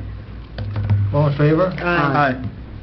Alan, could you explain to the public the significance of this ordinance? Yes, the state of New Jersey permits the mayor and council to increase the percentage by which some of our appropriations are capped from 2% to 3.5%. And passage of this ordinance would increase the spending authority for the 2013 budget to the 3.5% level. The mayor and council, though, have introduced a budget on March 4th, which leaves it at the 2% level. So what this ordinance would effectively do is provide the difference between the 2% and the 3.5%, which could then be banked for a future budget consideration over the next 2 years, if and when it should be needed for some extraordinary situation. All right. The hearing on this ordinance is open to the public. Would any member of the public like to address this ordinance regarding the cap bank at 3.5%?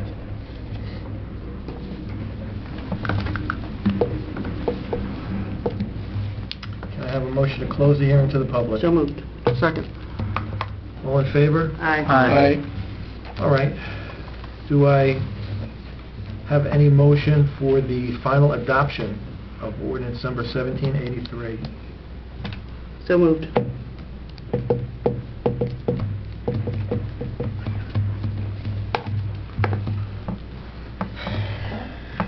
So I need to second to go to a vote. You need a second to go to a vote. Then I think what's going to happen is that there's going to be a split, It's okay. whatever. There's not going to be a So split. I will, I'm sorry? You Wheel win. and Tom. Yeah. We move to take a vote. Yeah, I'll second that motion. Okay, we have a motion and a second. Let's have a roll call, Denise. Councilwoman Murphy? Yes. Councilman Acarfetta? No. Councilman Capola? No, don't pass the ordinance. Councilman Mignon? No. Councilman Bartoloni? No. 4 nays, 1 yes. That's passed. All right. Remember, this is against the advice of our CFO. Wouldn't be the first time, Mayor. All right. And Alan, we do have a bank of $500,000 anyway. Agreed. Well, one can always change his mind. Can one? Let's move on. Okay, ordinance number 1784. Ordinance 1784, an ordinance appropriating $45,300 from the General Capital Fund, Capital Improvement Fund for the purchase of equipment, improvement of borough buildings and grounds. So All right, moved. Alan, could you explain what this ordinance is? I know this is for, Yes, Mayor, if I may, this is a part of the capital budget program that the mayor and council have considered for 2013. This ordinance will approve requests by various departments for the purchase of items such as a metal detector for the court, a jet vac hose for the Department of Public Works sewer truck, repair of head walls on Elm and Concord, update of some computer programs for emergency management, workstation chairs, gas meters for the fire department, new software for the fire department, portable radios for fire prevention, traffic cones for the police department, security cameras for the police department, a ballistic vest for the police department, things of that nature, Mayor. All right, can I have a motion to open this hearing to the public? So moved. Second. All in favor? Aye. Any member of the public wish to comment, ask a question, make a statement regarding ordinance number 1784 regarding certain capital improvements? Can I have a motion to close the hearing to the public? So moved. Second. All in favor? Aye. Denise, can we have a roll call on the final adoption of ordinance number 1784? We need a motion and second first, Mayor. Oh, you're right, I'm skipping ahead. A motion for the final adoption. So moved. Second. Roll call. Councilwoman Murphy? Yes. Councilman Abrafreda? Yes. Councilman Papola? Yes. Councilman McMillan? Yes. And Councilman Bottomoli? Yes. All right, before we open to the public, and I see we have our Assemblyman Eustace here who would like to address some proposed legislation.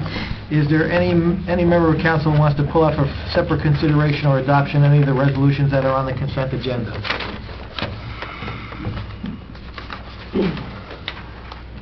Okay.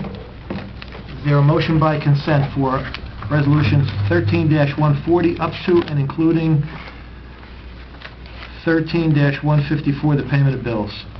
So moved. Second. All in favor? Aye. All right, very good. Ed, do you want to read 1384? Yes, ma'am. Whereas vouchers for the payment of goods and services rendered to the Borough of River Edge have been received, and whereas each bill has been checked by the receiving department, approved by the Chief Financial Officer and Borough Clerk, and reviewed by the 3 members of the Finance Committee, now therefore be it resolved that bills as listed now be confirmed for payment from the appropriate funds as follows. Current account, $1,453,141.33. Capital account, $14,549.01. Recreation account, $4,785. Animal welfare account, $211.20. Self-insurance account, $3,003.45. Trust other account, $260. Open space account, $81.18. Trust other developers account, $260. So moved. Second. All in favor? Aye. Okay. Can I have a motion to open the hearing to the public? So moved. Second. All in favor? Aye. All right. I'd like to welcome Assemblyman Eustace, who appeared here tonight on the request of Councilman Tom Papaleo to speak about proposed legislation regarding changes in the workers' compensation law. Assemblyman, can you take a seat? Councilman Papaleo is ill tonight, so he can't be here, but he did want you to address us on this issue because there was a proposed resolution on an earlier agenda opposing the legislation that you are a co-sponsor of. And before we wanted to educate ourselves a little more before voting on it, so that's why Councilman Papaleo asked you to appear. So if you could explain it to us. Sure. Well, first let me thank you for the invitation, and let me apologize, Assemblywoman Wagner, I recommended that she not drive. It's treacherous. It's much more messy than when you got here this evening. I apologize for coming late. My office closes at 8, so after I was done cracking, I headed over here. We are co-sponsors of this bill, and I want to give you the genesis of the bill and tell you that we understand the concerns the League of Municipality has, as you know, as a small-town mayor, and costs are important to small towns. The League of Municipalities' concern is what it will cost to insure first responders in the case of a dire emergency or a natural disaster.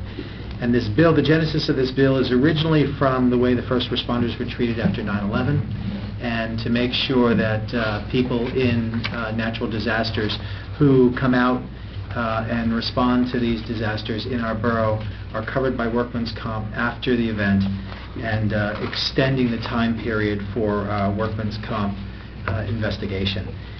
And again, I have to say, I understand municipalities' concern, but I do think, by and large, if anyone contested a workman's comp case for a natural disaster, for your first responders, you would be responsible. Do you follow what I'm saying, Mr. Mayor?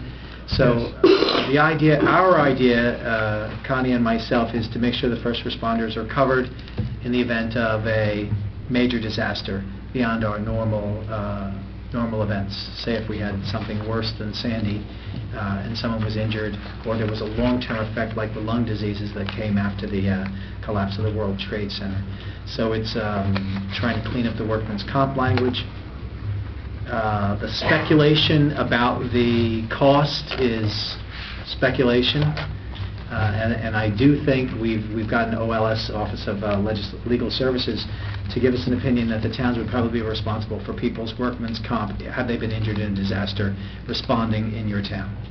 So I think that it's a moot point, and I do want you to know that we will speak to the sponsor if you have amendments that you think would work better with this, but we do ask that you not oppose the legislation. There are several options. Give us amendments. You can write a resolution opposing, as I did as mayor when I served in the chair, or do nothing. All right, questions from any member of the council? Have you been getting comments that it's too broad, that from what we've read from the league, that how, 10 years later, how can you put it to, the cause? It's a great question. The only comments we've gotten in that respect are from the League of Municipalities. The question ends up being the question the first responders who were injured in the World Trade Center collapse have asked. I mean, these people are dying of lung cancer caused by and large by this event. And that's the reason, that's the genesis of this coming up. We don't foresee, God willing, the sort of disaster that we're trying to cover here. But we want to make sure that our first responders are covered. Councilman Coppola. Thank you, Simon. Yeah, I read the bill. I just, it was a little bit, wasn't clear to me, or it seemed very, very general, and maybe you can give me some detail, clear it up for me. So, my understanding was, even if there's not a natural disaster, if the employee of the municipality is just through his or her daily workday exposed to known carcinogens, that the town would be responsible for that person developing possibly cancer or whatever. Is that correct? No. Okay. It's not that broad. It has to be related to whatever the disaster is. And if we need to clean up the language, that's an easy fix. Ed? Yeah, but I think the language does say exactly what Councilman Coppola said. Yeah, in line 25. Actually, it says rebuttable. So well, but that's the thing where that's the second point where apparently, and again, I'm not a workman's comp attorney. I'm not an attorney at all, so I'm just going by things I had read. Right. And one of the things they were talking about was that basically, and again, I'll defer to the attorneys on the panel when they're talking about under the current workman's comp law. It's the rebuttal standards by satisfactory proof. And now you change the language to clear and convincing, and they're saying that makes it almost an impossible task for a town to refute the claims. So that was one issue. And then the other issue that I read about too, and again, I'm not a workman's comp expert, but they're saying now that, I'll use the phrase, there is no statute of limitations on these diseases as they are now. They said as long as you make a workman's comp claim within 2 years of being diagnosed, no matter when it happens in the future, you still have the basis for a claim. So my question is, why can't this be limited to terrorist attacks or other kinds of disasters, and be amended in terms of the existing workman comp law, rather than come up with a new bill now, which includes this new presumption with cancers and other things too, which seem to be outside the intent of what you're saying that the intent of the bill is. Sure, that's an understandable objection, and I think an amendment would clean that up, to tighten it up. That's not a problem. I do think there is a statute of limitations on workman's comp. Not being a workman's comp lawyer, but I'm a chiropractor and I treat workman's comp cases, so I think there is a statute of limitations. But that's a supposition I'm making. What I do suggest is give us amendments and we'll take them to the sponsor. And will there be a projection by any of the sponsors on the number of claimants this may, because there is an economic impact on this also. So Absolutely. Is that something that you or somebody's working on to address the league's concerns, so we would know what the impact there are always could be? fiscal notes to these bills as they move along, and we'll get you a fiscal note as soon as possible. Okay, thank you. All right, while we're open to the public, this is a very unique opportunity for any member of the public to actually speak to the sponsor of legislation. So if any member of the public would like to ask Assemblyman Eustace a question regarding his bill, then please do so. This is like a great opportunity. Or any bill. Or any bill, right? I have one other question too, maybe. Wait a minute, did Councilman Mignon have a question? Yeah, he did, but You do, right? Councilman Mignon addressed my similar concerns with the... I did have one question, maybe it's a process question. It doesn't say in there who's going to write the implementing regulations. Is it going to be the Department of Labor? Is it going to be Department of Health? Who's going to come up with the regulations? Because I think the difference, like I was talking to Councilman Bartoloni earlier, on the local level, when we write an ordinance, as you know, we write the implementing conditions with it. Right. With a law, it's easy to have grand objectives, and then you pass a law, and then it's the rules and regulations are delegated to others. And that's where I think all these unintended consequences come in. Things that I've seen professionally, like with the Clean Water Act or the ADA, issues like with the handicapped ramps having, now zero slopes, and now we have ponding and icing issues and people falling on ice. Things which are unintended consequences of good objectives for the legislation. So, but here, again, you have broad objectives and no way of, or no guidance as to how and who's going to write the implementing regulations. Right. And as we move along, there'll be who will write. I think the Department of Labor will be responsible, but as the bill moves forward, it's crafted to tighten up all the loose ends. This is not in committee yet, so we're hoping that as we move forward, we will tighten it up. You're right, it should have that language.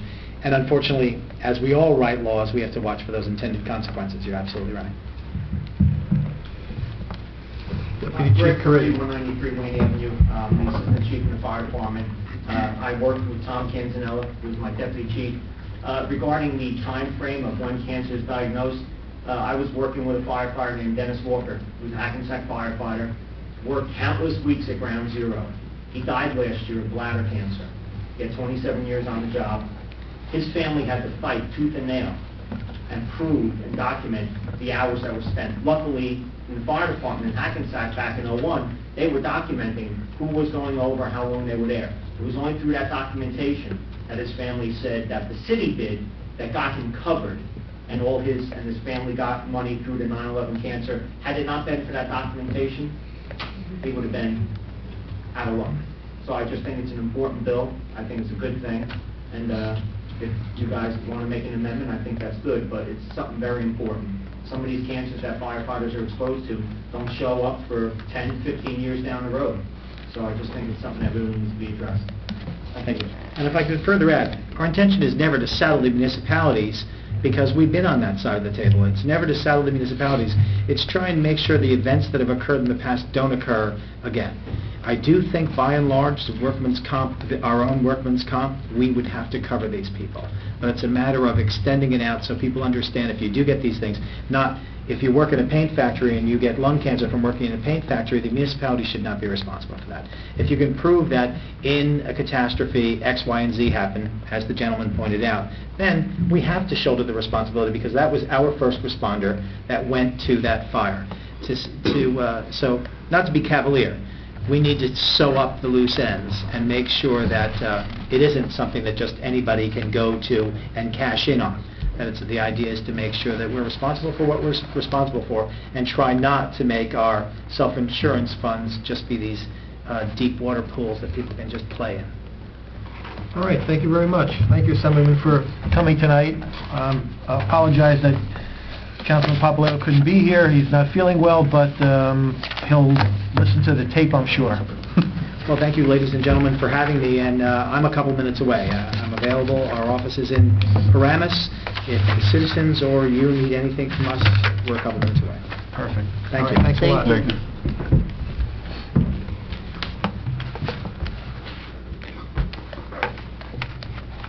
All right, any other member of the public wish to speak on any issue affecting their interest? Make it.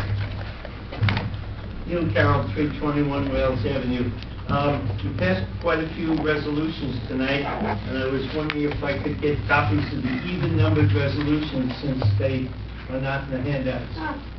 Sorry about that. 140, 142, 144, 46, 48, 50, 52, and the ordinance that was in the middle, okay, only the first and third were in the package that were released. We apologize, you can have mine if you want. Okay. All right, anybody else wish to be heard?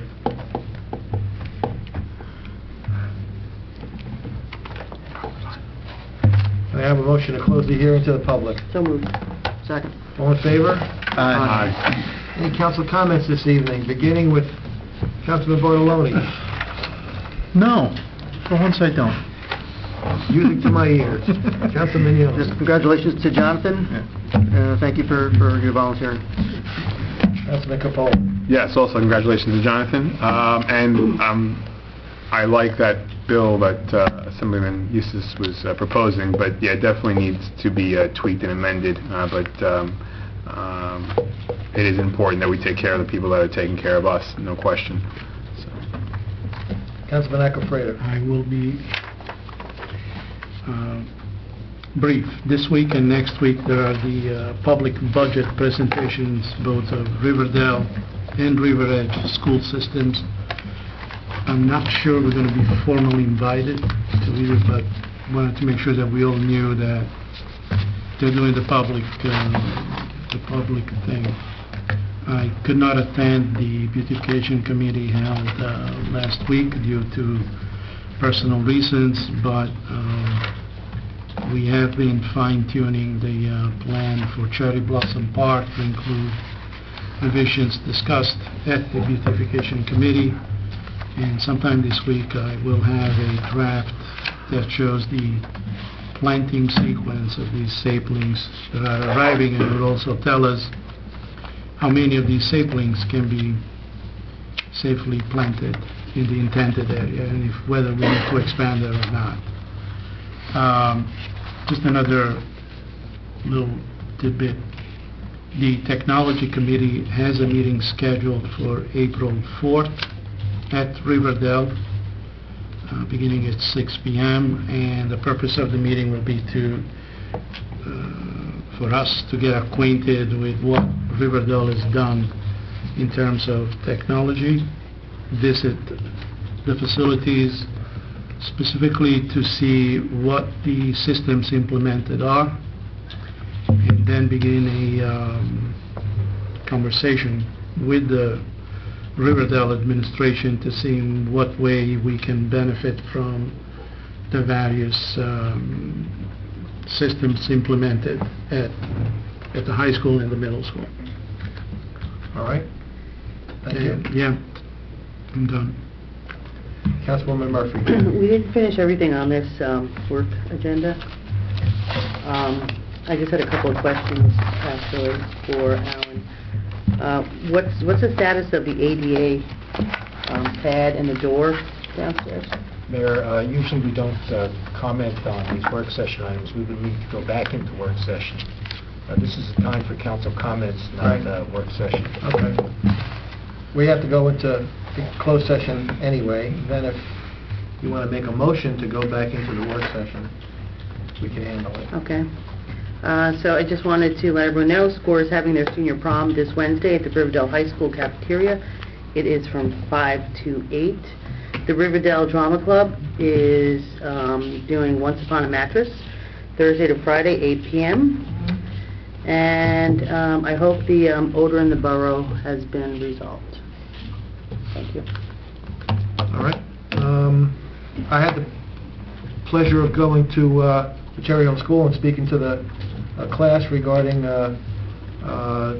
Mr. Majiri. That was a great experience, and the student who wrote the letter was here earlier and saw some very positive action by this council that I'm proud of.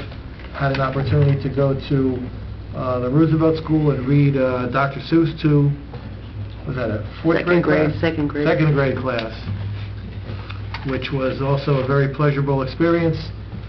I read them a book called The Lorax, which is about environmental destruction and chopping down of trees. I mentioned to them about the project for the planting of the saplings. They're very excited to get their hands dirty and to help plant. Alan has located an ordinance that we can use for protective fencing, which we have to replace anyway because the fencing has just fallen down all over that park. So we're on a very tight time schedule. It's going to be like the 9/11 First Responder Memorial, where we got it done 2 hours before the presentation, but we're going to get it done. And I want to thank everybody for coming out tonight in such bad weather. And please drive safely. The roads are treacherous outside. Thank you. Can I have a motion to adjourn? So moved. Second. All in favor? Aye. All right. Can I have a motion to go into closed session? So moved. Second. All in favor? Aye. Thank you.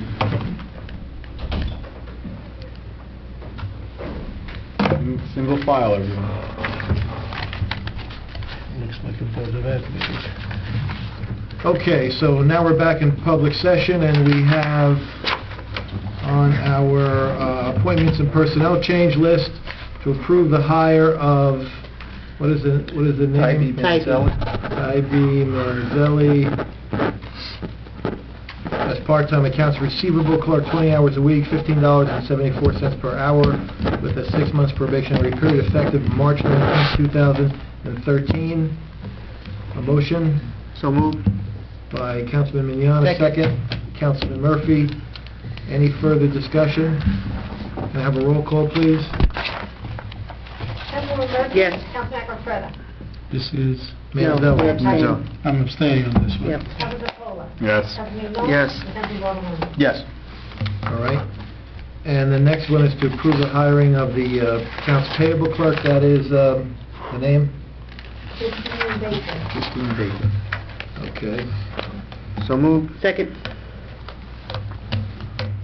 Any further discussion? Roll call, please.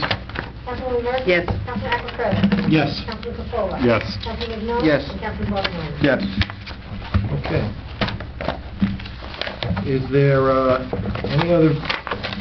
anything else before we adjourn? I'd like to, Any question? yes, now I can ask my question? Okay. The ADA doors. Yeah, we have to go back in the work session. No, sure can answer. I'd make a motion to go back in the work session. So moved.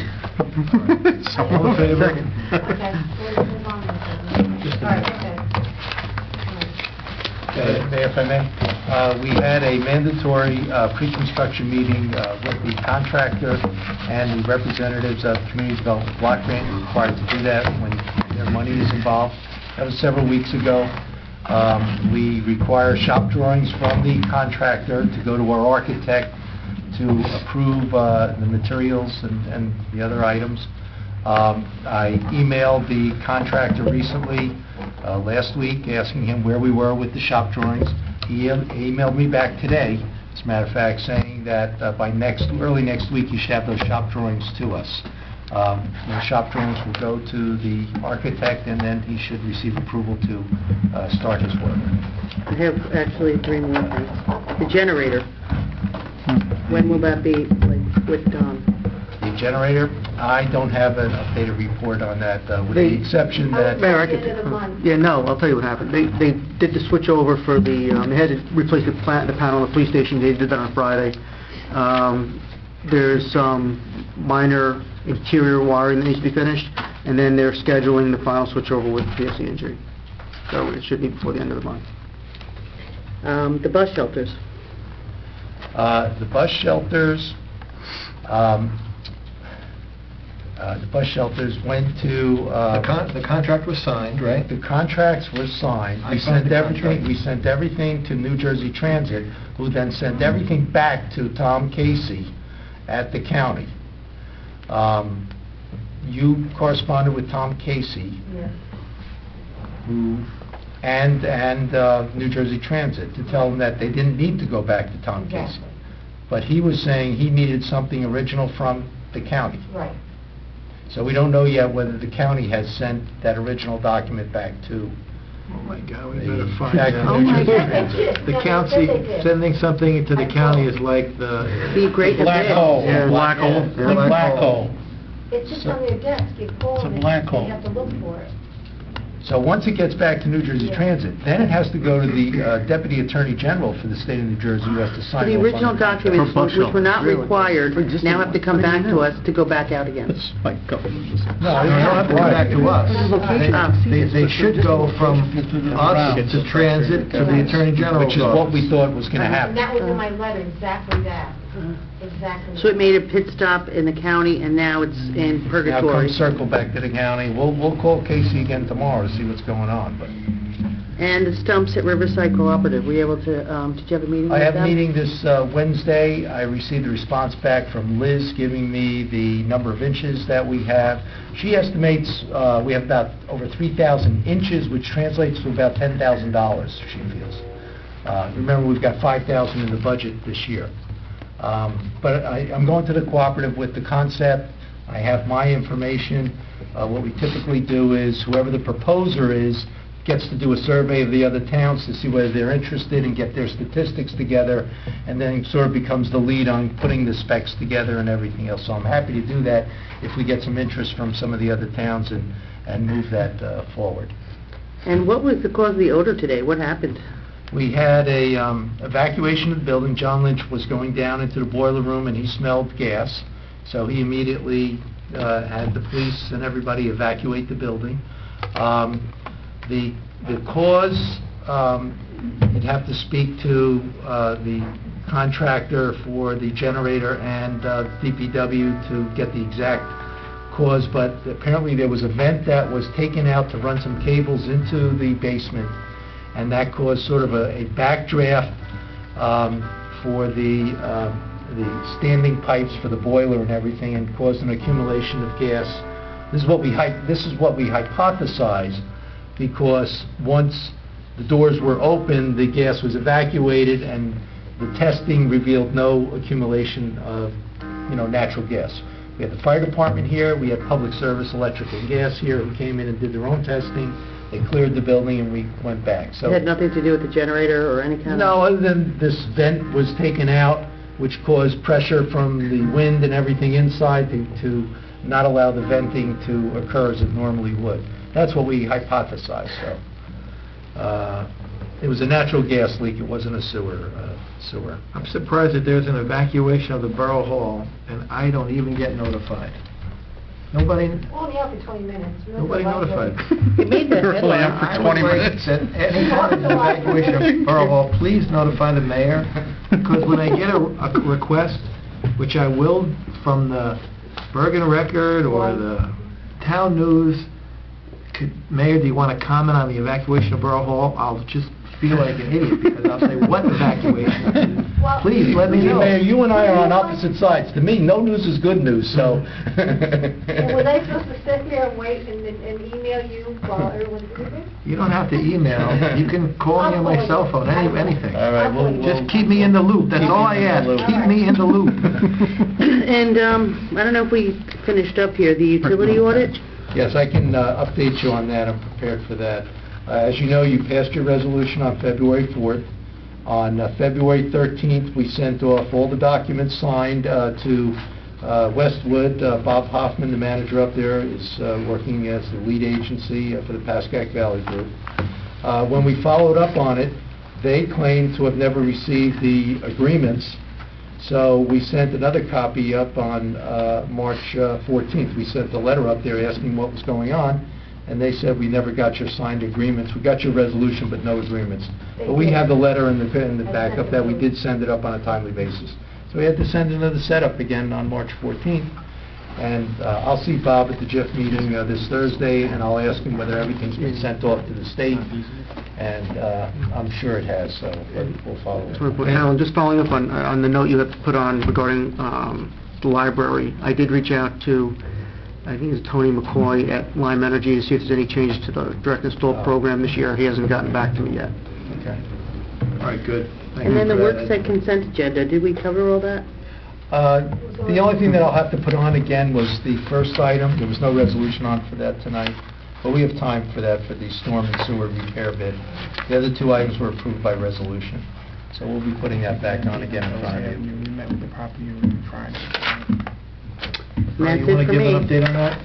Well, 7th Avenue, Wales Avenue property, we, Mr. Costa and I met with the property owner at their house on Friday afternoon, looked at the property, they're on board with the project.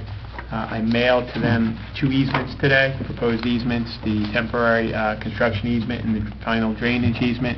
They're going to have an attorney friend just take a look at them, but they were ready to sign them right then and there at the kitchen table. I said, have your friend take a look at them and get back to us. So if I get them within the next week or two, we could file them, and then you guys will be ready to take the next step, which I assume would be the bidding process. Is this the head wall? The head wall, yeah. project? Yeah, this is the head.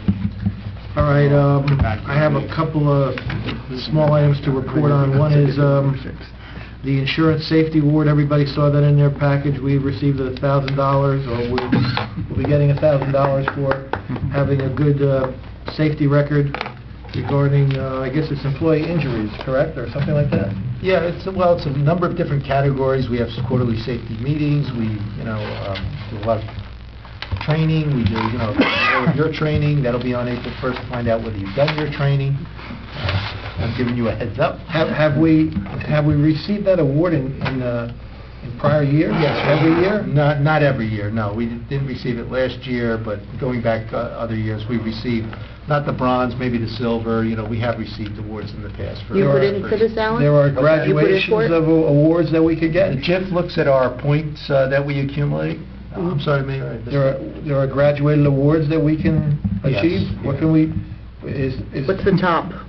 where, did we get the one on the bottom? I think you're going to need a new borough administrator. No, did we get the one on the bottom? No, I don't think so. I think it's one step up. What's it, 1, 5, I'll and get you the 10? information so you can talk about it at the 1 next year's public meeting. total expenses. For the What does that go Okay, for? we did the utility order, It's we a whole did the... point structure that you get Did the different insurance Where can safety you put the award. $1,000? Is that money going to be, just going to our general fund, or we Yes, it's going to go into surplus, Mayor. Miscellaneous revenue not anticipated. Continue spending already mentally. Yeah. I was thinking, how do we turn that into the next level award, but... All right, the only other issue I have to report on is the lightning detection system. I spoke to Mr. Wills of this company that provided the initial quote to Bobby Conway. Since that time, we received correspondence from New Milford that they're very interested in joining our project. Received information from the River Edge Board of Ed that they're interested, from the New Milford Board of Ed that they're interested. So the scope of the project now covers 4 entities, 4 governmental entities. I'm getting the finished quote for broken down per entity, so we all know, so every entity knows what they will be responsible for. The main system that every entity will share is the receiving unit that would be placed in close proximity to the Borough Hall here, would be on our property. So hopefully by the next meeting I'll have that quote to show everybody and to send around to the various entities. In addition, there was a request from the Riverdale, from Mr. Bonfiglio, that they have gone ahead and purchased their own separate antenna for their property, that they're going to temporarily hook up to Oradell's system. But then, when we get our system, since the middle school is in River Edge, they would like to reconnect to our system. It's just all it would and the company would take care of that, because the company installed the Oradell system. So they would just switch over the transmitter. But they're not going to share the cost of the transmitter? Well, we'll ask them to share the cost of the transmitter. Yeah. Then it'll be split It's okay. We'll ask them. 5 ways. We're going to see them next week. I know. Well, some of it comes from... Maybe when they find out they have to share the cost of the transmitter, that they won't want to switch over from Oradell. If Oradell doesn't charge them anything to stay on their system, they'll just stay like that. We'll see. All right, so that's all I had to report on. Want to bet or Mayor, are we okay on the fence for Cherry Blossom? I didn't see anything on the I fence. put in front of the council the quote from John Lynch. I don't know that. This is my In looking at that, that fence is going along the church side? The back and the... Well, the back, a lot of the homeowners' fences have fallen down, in disrepair, and we'd like to run it along the southern side where the homes are, up to the sort of the church property, and the eastern side of the property. And is this the gate to Cherry Muse? Yes. Okay. Yeah. John feels he needs that in order to possibly get vehicles in the future to do whatever he might have to do in the future. He can't leave it solid. All right, so this is 6 foot. Is this a 6 foot fence? Yes, it's a 6 foot fence. All right. But it's only 2 sides. It's not along the school side. They have a fence there right now. They have a 4 foot fence. Do we have to go to the zoning board to get permission? No. I'm not being fictitious. I mean, we're exempt from the zoning board? Okay. Usually we will go down to the building department and file the permit. Can we vote on this right now, or We can, in case we need to move forward on it. So I think we should move forward on it. Mayor, the price is reasonable. Perhaps if we had the time to do...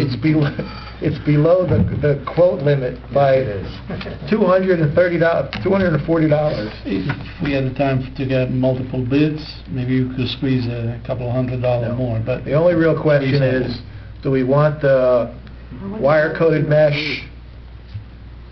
Do we want the little slats in it? I don't care. I don't really care. Is that only one quotation that was gotten? Yes, because we needed an estimate. We had no idea what this would cost. So should we look at 2 other quotations? No, because it's below $5,400. You don't have to get a quotation. You just have to use good business judgment for anything below $5,400. Mayor, I would just maybe get a recommendation from the police department, because the one thing they've had expressed, if we do have it too opaque, is that they can't see in from the street. So we won't get any slats. Well, I'm just saying you may just want to get their, just they have no issue with it, because that was their issue. I wasn't thinking about the security issue. You're absolutely right. So no slats. So can we just make a motion on this right now? We make a motion to buy this fence? No, but... Okay. Just to get going. All right. Yeah, but you may want to... No installation yet, because we have to clear. No, we got to make sure where the gate's going to be. You're going to, you have a copy of that, Vito? Yeah. You can incorporate that into your plan there. Masterpiece? Yes. We got to get the Existing chapel number 2. All right, should we take a vote? Not for that. Oh, we have a motion, a second? Yeah. Oh, yes, No, I know, we it's do. not for here. All in favor? Aye. We're voting on the fence. $5,160. Yes. Yes. Okay, we have 1, 2, I only heard 3 ayes. It's everyone, it's unanimous. Aye. Aye. All right. Yeah. Now we have... Just real quick, what ordinance are we taking the money from? Because we have to pass... It's 1654. It was the Green Acres ordinance. Okay. At the time, going way back, when I had made application to Green Acres, I had anticipated a fence to secure the area. Okay. So that was written into the ordinance, and it was written into the Green Acres application. Okay. So we had anticipated, I checked it with bond counsel, and he's okay with it also. Okay. It's not reimbursable from Green Acres, though, is it? We'll see. I don't know if it would be or not. We'll see. Okay. Okay. All right, any further business before this body? I have a motion to adjourn. All in favor? Aye. Thank you. How long this? Ladies and gentlemen. I want a shadow.